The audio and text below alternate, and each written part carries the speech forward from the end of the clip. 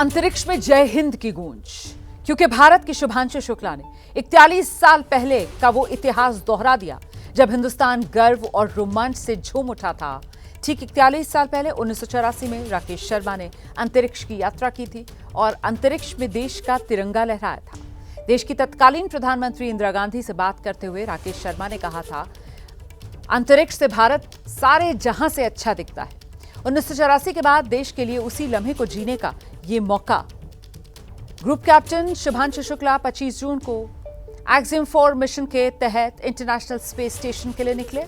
ये स्पेसक्राफ्ट 28.5 घंटे की उड़ान के बाद आज शाम 4:30 बजे ISS पहुंच जाएगा।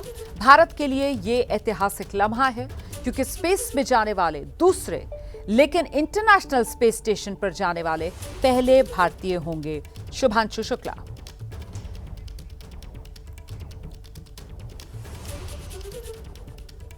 Shubhanshu Shukla international space station पर पहुंचने वाले पहले हिंदुस्तानी होंगे। अंतरिक्ष से ग्रुप कैप्टन शुभांशु शुक्ला ने एक संदेश भी जारी किया है, जिसमें वो अपनी अंतरिक्ष यात्रा के बारे में जानकारी दे रहे हैं। कल 1 महीने क्वारंटीन में रहने के बाद कल हम लोग लॉन्च पैड 39 से लॉन्च हुए, जहां से पहली मून लैंडिंग, जहां से अपोलो 11 मिशन भी लॉन्च हुआ था। और इस समय स्पेस में बहुत ही ज़्यादा उत्साह, बहुत ही ज़्यादा प्राउड फील कर रहा हूँ। और जब हम लॉन्च कर रहे थे तो मेरे स्पेस सूट पे तिरंगा मेरे शोल्डर्स पे था, जो मुझे कहीं ना कहीं ये याद दिला रहा था कि मैं अकेले ये जर्नी नहीं अंडरटेक कर रहा हूँ, बल्कि आप सब मेरे साथ हैं और इस जर्नी का एक हिस्सा हैं। एक छोटा सा स्टेप पर एक बहुत सॉलिड और स्टेडी स्टेप है उस डायरेक्शन में जिस तरफ हम जा रहे हैं गगनयान जैसे मिशन को लेके। तो मैं चाहता हूं कि आप सब मेरी इस जर्नी का हिस्सा बने, बट ज़्यादा से ज़्यादा इस एक्सपीरियंस को मैं किस तरह से अपनी फोटोज़ और वीडियोज़ में कैप्चर करूं, ताकि मैं वापस आके आप लोगों के साथ इसे शेयर कर सकूं। एंड चलिए अगले 14 दिन को एक्साइटिंग बनाते हैं और साथ में स्पेस में रहते हैं। धन्यवाद। ये जो स्पेसक्राफ्ट है करीब 28.5 घंटे की उड़ान के बाद आज शाम 4:30 बजे ISS से जुड़ेगा और उसके बाद शुभांशु शुक्ला और उनके सहयोगी ISS में क्या कुछ करेंगे, इसे विस्तार से इस रिपोर्ट के जरिए समझते हैं।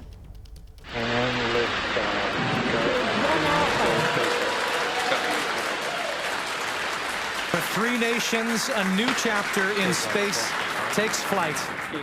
अब इस सफर के उस हिस्से पर आते हैं जब शुभांशु को अपनी मंजिल मिलेगी। ड्रैगन कैप्सूल धरती से अंतरिक्ष में जाकर सीधे ISS से नहीं जोड़ दिया जाता। सबसे पहले कैप्सूल पृथ्वी की कक्षा में घूमना शुरू करता है और फिर धीरे धीरे अपनी गति और दिशा को बदलकर ISS की ऑर्बिटल स्पीड के बराबर करता है, ताकि ISS के पास पहुंच सके।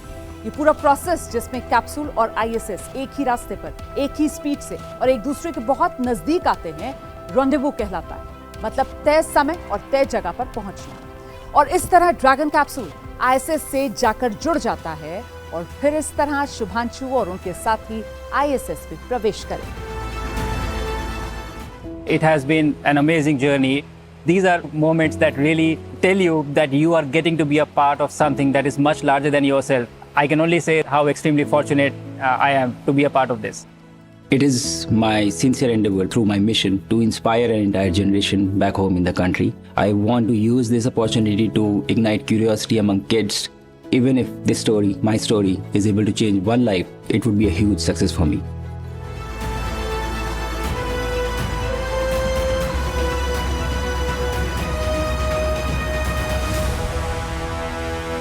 अब हम पहुंच चुके हैं उसी इंटरनेशनल स्पेस स्टेशन, यानी इंसान की बनाई वो सबसे बड़ी और एडवांस लैब जो पृथ्वी के चारों तरफ लगातार घूम रही है। ISS यानी इंटरनेशनल स्पेस स्टेशन धरती से करीब 400 किलोमीटर ऊपर है और हर 90 मिनट में एक चक्कर लगा लेता है। इसका आकार 109 मीटर है, यानी एक फुटबॉल मैदान जितना बड़ा। पिछले 25 साल से यहाँ लगातार इंसान रह रहे हैं और अब तक 20 से ज्यादा देशों के 270 से भी ज्यादा एस्ट्रोनॉट्स इसका हिस्सा बन चुके हैं। आमतौर पर यहाँ 3 से 13 लोग रहते हैं, लेकिन कभी-कभी मिशन के दौरान ये संख्या बढ़ जाती है और 19 तक भी पहुंच चुकी है। रहने और काम करने की जगह की अगर बात की जाए तो ISS किसी 5 बेडरूम वाले घर से भी बड़ा है।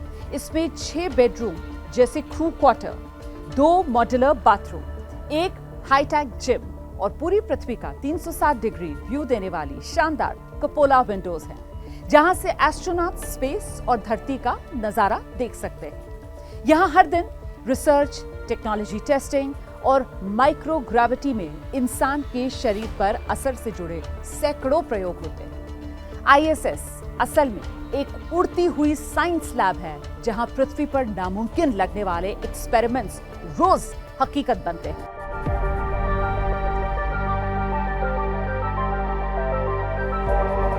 ISS में कई लैब मॉड्यूल हैं, जैसे अमेरिकी डेस्टिनी, यूरोपीय कोलंबस, जापानी कीबो, जहां वैज्ञानिक प्रयोग होते हैं। ये सिरा डेस्टिनी का है, जहां मैं इस वक्त मौजूद हूं। ऐसे ही लैब मॉड्यूल में शुभांशु और उनकी टीम प्रयोग करेगी। अंतरिक्ष में कंप्यूटर स्क्रीन के इस्तेमाल पर इसरो और IISc यानी Indian institute of science research कर रहे हैं।